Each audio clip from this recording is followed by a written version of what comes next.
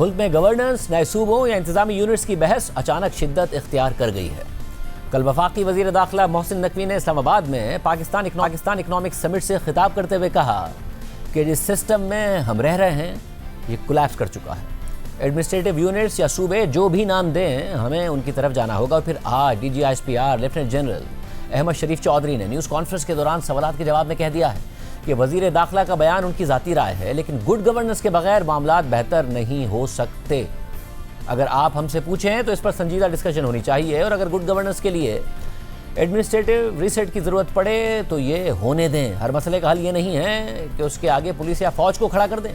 वज़ीर दाखिला साहब की स्टेटमेंट है, बिल्कुल उनका ये पर्सनल ओपिनियन है। Good governance is key to security and stability of Pakistan. उसके बगैर आपकी मामलात जो हैं वो हल नहीं हो सकते। So yes, good governance is quite essential for Pakistan. How to get that good governance, that is for the politicians and the political parties to decide. If you ask us, yes there has to be serious discussion, because ये सारे मसले हल नहीं हो रहे हैं, तो that means कि गुड गवर्नेंस के लिए कुछ करना पड़ेगा। We also as part of the people of Pakistan all desire good governance, and if that good governance requires an administrative reset, then let that be happen. If that good governance requires it changes, then let that be happen. Our standpoint is absolutely clear that the stability and security is rested upon good governance and administration, and there is no way out of it. I don't think there is any difference of opinion between anyone in this room or this country जो कि good governance administration के लिए बेहतर model के लिए बात करने को तैयार ना और करनी चाहिए। Let's find it और will of the people के मुताबिक इसको resolve कर। We need better governance. Of course we need. All indicators tell us we need better governance. उसके लिए क्या आपको छोटे एडमिनिस्ट्रेटिव यूनिट्स की जरूरत है? It's a very valid question. There is a huge demand for good governance, for good administration. Are you satisfied with the governance? नहीं है, तो then that is a need. It's a collective need of the people of Pakistan. क्योंकि अगर हम नहीं करेंगे तो हर चीज का इलाज ये तो नहीं कि आपकी जो grievances हैं, which come out from a socio-economic problem, socio-political problem से grievances आती हैं, उसके अगेंस्ट हर grievance को militant तरीके से उसके आगे फौज और पुलिस को खड़ा कर दें कि हर मसले का हल आपने करना है। उससे पहले there are so many things that can be done. DGISPR ने मजीद ये भी कहा कि नेशनल एक्शन प्लान के 14 निकात पर तमाम सियासी जमातों ने इत्तफाक किया था। उसके काइनेटिक्स से मुतालिक हिस्से पर तो फौज काम कर रही है, पेशरफ्त हो रही है, मगर बाकी 13 काम फंस कर हो रहे हैं।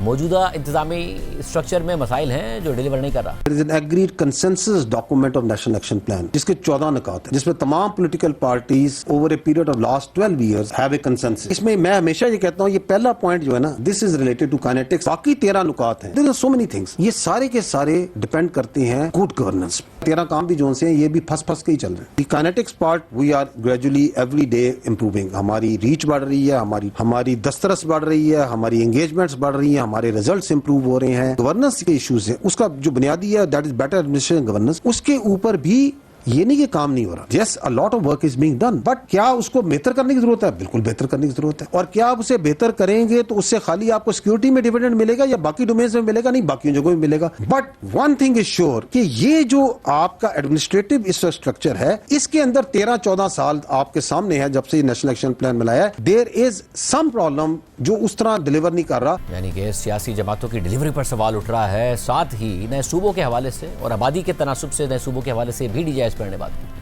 आई थिंक 1972 का सेंसस था, 6.5 या 7 करोड़ मैक्सिमम आबादी थी पाकिस्तान की। उस वक्त 4 सूबे थे, आज हम 25 के ऊपर हैं। तो अगर अब आपकी आबादी 3 से 4 गुना बढ़ गई और वही 4 सूबे हैं, तो वी हैव टू सी कि is it serving good governance? But that debate has to be essentially done by the politicians, by those in power, even those who have been previously in power and those who are responsible towards this for the people of Pakistan. आप क्या समझते हैं कि पाकिस्तान का जो नौजवान है वो बाशऊर नहीं? बहुत बाशऊर है। ये उनकी रिक्वायरमेंट है मेरे भाई, ये उम्मीद कम नहीं हुई, ये उनकी हौसले कम नहीं हुए।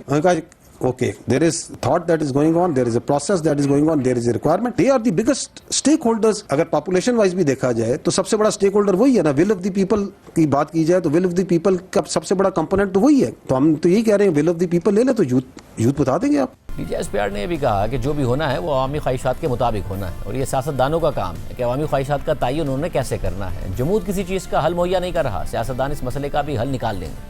will of the people of Pakistan जो सी है ना, उसके मुताबिक होना है। That is for the politicians कि will of the people of Pakistan कैसे उन्होंने डिसाइड करनी है। क्योंकि स्टैग्नेशन जो सी है ना, वो किसी चीज का हल नहीं होता। अगर पानी भी खड़ा होना तो वो भी कुछ अरसे बाद इट स्टार्ट स्मेलिंग।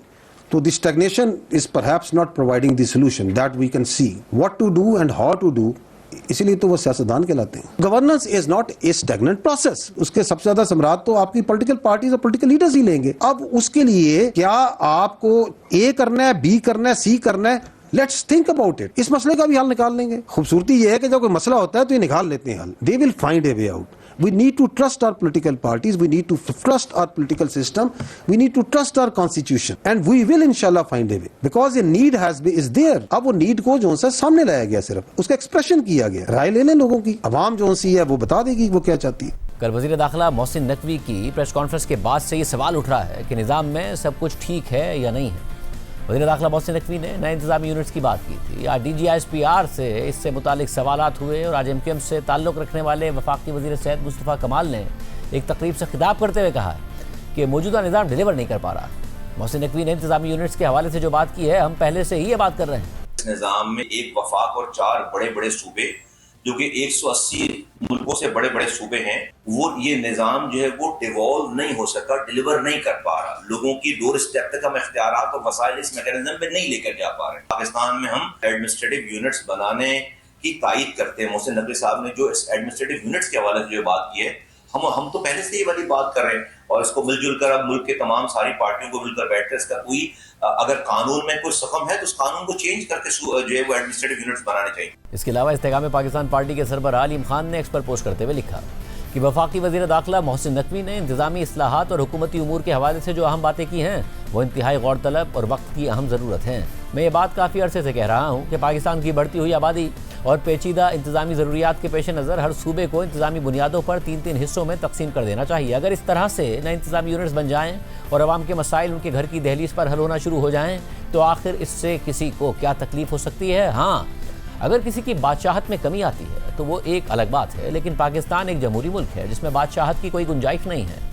गुज़िश्ता कई दहाइयों से नए सूबों के क़याम की बात सिर्फ सियासी नारों तक महदूद रही है, लेकिन अब वक्त है कि तमाम सियासी बसीरत को एक पेज पर लाकर इस विजन को हकीकत का रूप दिया जाए। नए इंतजामी सूबे मुल्क को तकसीम नहीं करेंगे बल्कि कौमी यकजहती को मजबूत, मईशत को मुस्तहकम और तमाम इलाकों में तरक्की को मुतवाज़न बनाएंगे। यानी वाज़ेह हो रहा है कि हुकूमती इत्तेहादी इस्टेब्लिशमेंट और वज़ीर दाखिला मोहसिन नकवी सब नए सूबे ये इंतजामी यूनिट्स की बात कर रहे हैं और ये सब ऐसे माहौल में हो रहा है कि जब नून लीग और पीपल्स पार्टी आज़ाद कश्मीर के इंतखाबात के मामले पर आमने सामने है।